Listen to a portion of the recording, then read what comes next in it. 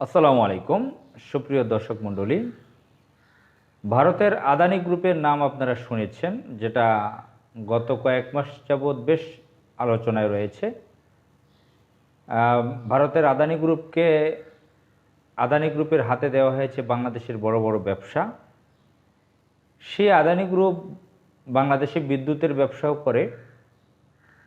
সেখানে একটি গণমাধ্যম দেখিয়েছে, সম্প্রতি আমরা দেখতে পেয়েছি 2023 থেকে 24 এক বছরে তারা বিদ্যুৎ খাতের নাম দিয়ে তারা মুনাফাই করেছে 10,000 কোটি টাকা। তো বিস্তারিত আমি এখানে বলছি না, আপনারা দেখে নেবেন, গণমাধ্যমে সেগুলো রয়েছে। তো আপনারা জানেন বাংলাদেশের যে অবৈধ সরকারটি 15 থেকে 16 বছর রয়েছে, তারা ভারতের এজেন্ট হিসেবে বাংলাদেশে কাজ করে। ওদিকে আদানি যে গ্রুপ, এই আদানির নাম আমরা অতীতে শুনিনি, হঠাৎ ধনী হয়ে গেছে একটি আদানি গ্রুপ, একটি মাফিয়া কোম্পানি ভারতের আদানি গ্রুপ। সেটা হচ্ছে যে ভারতের বিজেপি সরকার, যাদের আরএসএসের মতন সন্ত্রাসী গ্রুপ রয়েছে, গোষ্ঠী রয়েছে, উগ্র হিন্দুত্ববাদী একটি রাষ্ট্র, ব্রাহ্মণ্যবাদী রাষ্ট্র কায়েম করতে চায়। সেই উগ্র হিন্দুত্ববাদী যে বিজেপি রাজনৈতিক দল, তার প্রধান নেতৃত্বে বর্তমানে নরেন্দ্র মোদী, যিনি কসাই হিসেবে পরিচিত, গুজরাটের কসাই হিসেবে পরিচিত, 2002 সালে কয়েক হাজার মানুষকে আগুনে পুড়িয়ে হত্যা করেছে, মুসলমানদেরকে, যিনি পশ্চিমা দেশগুলোতে কালো তালিকাভুক্ত ছিলেন। তো সেই লোক তার সুবিধার কারণে ভারতের রাষ্ট্রীয় বিভিন্ন সুযোগ সুবিধা দিয়ে এই আদানি গ্রুপকে বড় ধরনের বিলিয়নিয়ার বানিয়ে দিয়েছে, বিশ্বের অন্যতম সে ধনী এ কারণে। আপনারা জানেন ভারত বিশ্বের সবচেয়ে বড় জনসংখ্যার দেশের মধ্যে একটি। চীনের পরেই ভারতের অবস্থান জনসংখ্যার দিক থেকে, প্রায় 150 কোটির কাছাকাছি জনসংখ্যা। তো এত বড় জনসংখ্যার বিশাল আয়তনের দেশের জিডিপিও অনেক বড়। এখানের অনেক বড় বড় রাষ্ট্রীয় ব্যবসা বাণিজ্য রয়েছে, এগুলোর সুযোগ করে দিয়েছে আদানিকে এই বিজেপি সরকার। বাংলাদেশে যেরকম অবৈধ সরকার দরবেশ সহ কয়েকজন মাফিয়ার হাতে তুলে দিয়েছে ব্যবসা বাণিজ্য, বাংলাদেশের ব্যাংকগুলো লুট করতে দিয়েছে, বাংলাদেশে যে অবৈধ সরকার আছে এই অবৈধ সরকার পরিবারের লোকজন তারা লুটপাট করছে নিয়মিতভাবে। এই লুটপাট করতে গিয়ে তারা বিভিন্ন ধরনের কুখ্যাত কোম্পানি, মাফিয়া গ্রুপকে হাতে নিয়েছে, সেখান থেকে তারা ব্যবসা করছে, বড় অঙ্কের কমিশন তারা ভাগ বটোয়ারা করে নিচ্ছে। আপনারা সামিট গ্রুপের কথা শুনেছেন, যে এটা বর্তমান যিনি অবৈধ সরকার প্রধান গোপালী, তার রিলেটিভ আব্দুল আজিজ খান, যার ভাই ফারুক খান মন্ত্রীও ছিল এবং পাকিস্তানি রাজাকার ছিল। এই ফারুক খান, আজিজ খানদের পরিবারে 52 জন নাকি ডিরেক্টর রয়েছে সামিট গ্রুপে। আপনারা দেখেছেন আন্তর্জাতিক গণমাধ্যমে কিভাবে আজিজ খানকে নিয়ে প্রতিবেদন করা হচ্ছে। সে বিশ্বের অন্যতম ধনী হয়েছে, সিঙ্গাপুরের অন্যতম বিলিয়নিয়ার তিনি, কয়েকবার এটা নিউজ হয়েছে।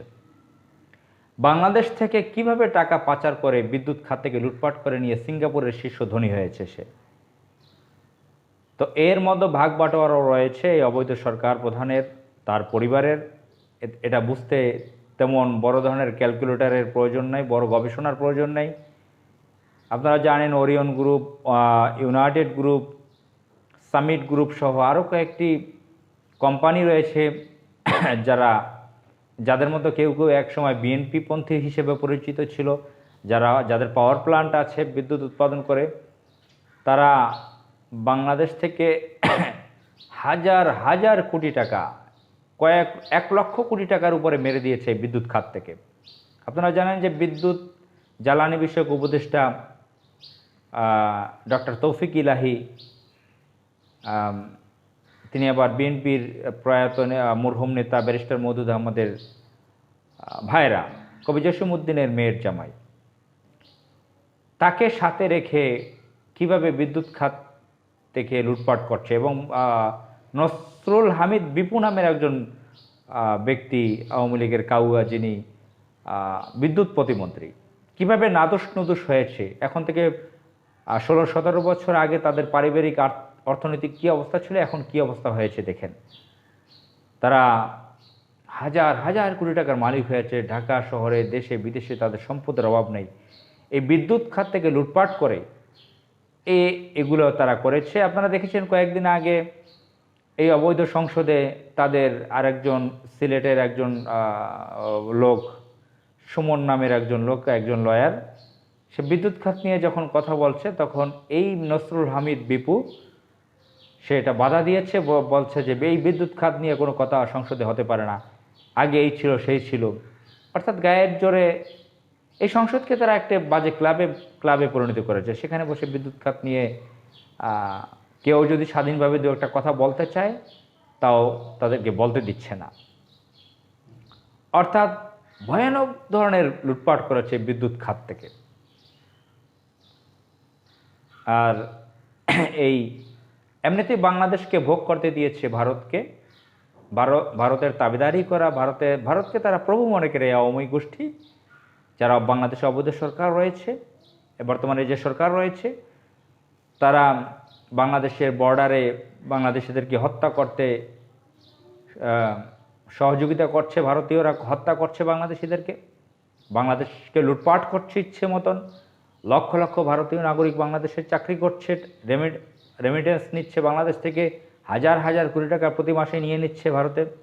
অর্থাৎ আমরা যে মুক্তিযুদ্ধের গল্প শুনি 1971 সালে, সে মুক্তিযুদ্ধের পরে বাংলাদেশটাকে 100% ভোগ করছে ভারত। বাংলাদেশের নাগরিকরা বাংলাদেশের স্বাধীনতার কী স্বাদ সেটা আজ পর্যন্ত পায়নি। এই আওয়ামী অপশক্তি তারা বাংলাদেশকে তুলে দিয়েছে ভারতের হাতে। তারা আদানির মাধ্যমে হোক, নরেন্দ্র মোদীর মাধ্যমে হোক, প্রণব মুখার্জিদের মাধ্যমে হোক, বিজেপি কংগ্রেস যেটাই বলেন, অর্থাৎ বাংলাদেশের সম্পদ ভোগ করতে দিয়েছে ভারতকে। তার জ্বলন্ত উদাহরণ আপনারা প্রতি পদে পদে দেখেন যে কিভাবে ভারতীয়রা গার্মেন্টস কারখানাগুলো নিয়ন্ত্রণ করছে, সেখানে চাকরি করছে, কিভাবে ভারতে একচেটিয়া বাজার, ভারতের কিভাবে বাংলাদেশিদেরকে হত্যা করছে, কিভাবে ভারতের একটা পচা কোম্পানি আদানি গ্রুপ তাদেরকে বাংলাদেশে ব্যবসা করতে দিয়েছে, কিভাবে লুটপাট করছে সেখান থেকে। আর সম্প্রতি যে গণমাধ্যমে বেরিয়েছে 10,000 কোটি টাকা নেট প্রফিট করছে বিদ্যুৎ খাত থেকে প্রতি বছরে, সেটা তো আপনারা দেখেছেন। আর যে বাংলাদেশি মাফিয়া বিদ্যুৎ প্লান্টের যে কোম্পানিগুলো আছে, তারা ক্যাপাসিটি চার্জ বাবদ তারা হাজার হাজার কোটি টাকা প্রতি বছর নিয়ে নিচ্ছে এক একটি কোম্পানি। 8,000 কোটি, 7,000 কোটি, 10,000 কোটি, 5,000 কোটি, এক একটা মাফিয়া কোম্পানি এভাবে ক্যাপাসিটি চার্জ বাবদই এত টাকা নিয়ে নিয়েছে। অর্থাৎ লক্ষ কোটি টাকার উপরে কয়েক বছরে বিদ্যুৎ খাত থেকে লুটপাট করা হয়েছে, যা আমাদের পকেট থেকে যাচ্ছে। কেউ যদি রামদা, চাপাতি, পিস্তল নিয়ে বসে থাকে যে আমার পকেট থেকে টাকা দিব না, তা হচ্ছে না।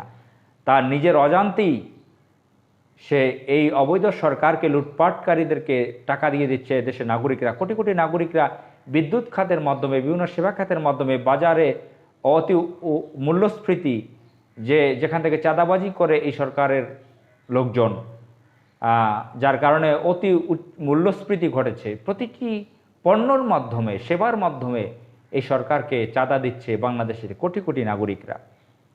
বাংলাদেশের নাগরিকরা এই এহেন পরিস্থিতি থেকে, এই জুলুম থেকে নিস্তার চায়, অবসান চায় এটার।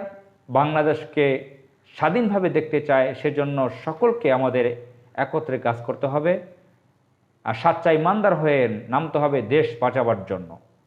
আসসালামু আলাইকুম।